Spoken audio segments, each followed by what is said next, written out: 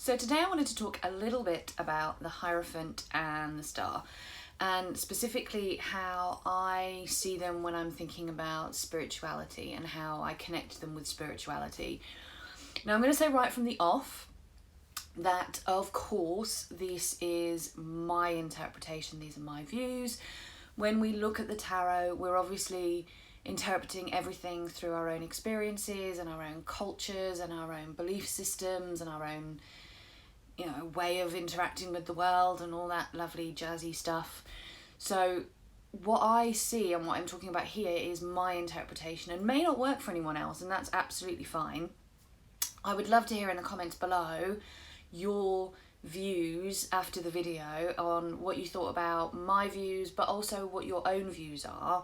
It would be great to have that kind of conversation.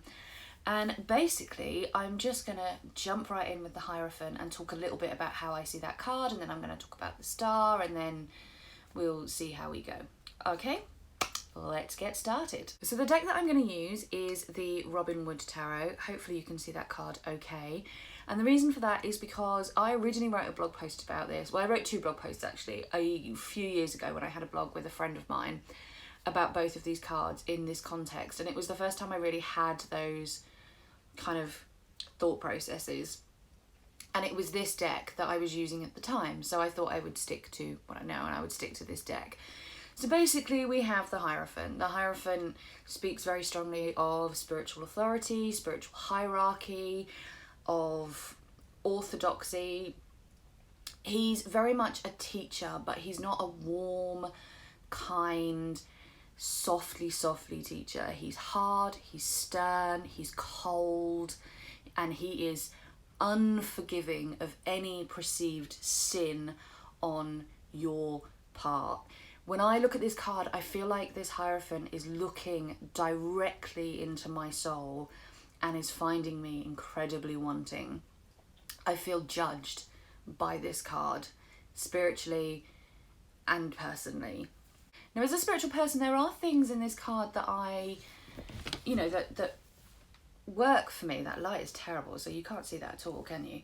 That work for me. So, I believe in the power of prayer. I believe in seeking out wise counsel for certain things, especially certain religious related things. I believe that spiritual growth is really important, and that spiritual growth lends itself to some level of study in some way. But what I don't believe in is conformity. I don't believe in convention. I think that spirituality is something that should be a personal journey that we all go on, and that there shouldn't be this hierarchy or this set way of doing things, or this, if you don't do this, you're not the right kind of spiritual person. And I think for me, all of those kind of messages are tied up within the Hierophant.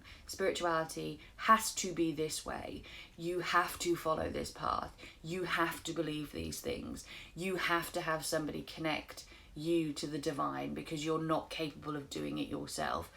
All of those kind of things. And it's interesting because I've never been part of an organized religion, but that my perception of organized religion is very much from an external observer type of place. But all of those ideas, for me, are very much tied up in what I think of when I think of organised religion. So then we have the Star. Now the Star is, to me, the completely opposite end of the scale to the Hierophant. And it might seem like a weird combination to some. There might be other cards that people would have chosen as a better reflection of the two ends of the scale, but bear with me. So when I see the Star, I see, those typical things of hope, of tranquility, of optimism, but I also see a huge amount of freedom. I see the Star as someone who is confident, who is selfless, and who kind of has this comfortable foot in both worlds. She's grounded in her emotions and comfortable with earth and water elements within her, but she also just has this foot in both worlds, and she's also has a foot in both her conscious and her subconscious. She's comfortable with both. She can work with both. I just see this complete lack of conformity, this complete lack of convention. I see someone who is confident and calm and sure and stable enough to walk their own path in their own way, with no apologies for who they are, and nothing to hide. No, she hasn't got the, the big over the top robes and hat and all that kind of stuff. She's not hiding away like the Hierophant is.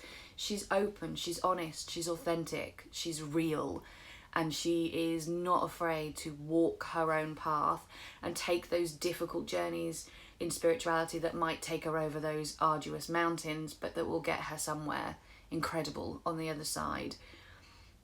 So that's really my very brief overview of how I view the two cards in terms of spirituality and religion.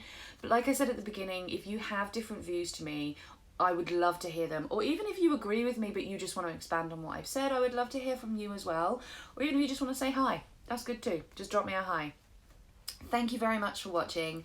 I will see you all soon. Lots of love, everyone.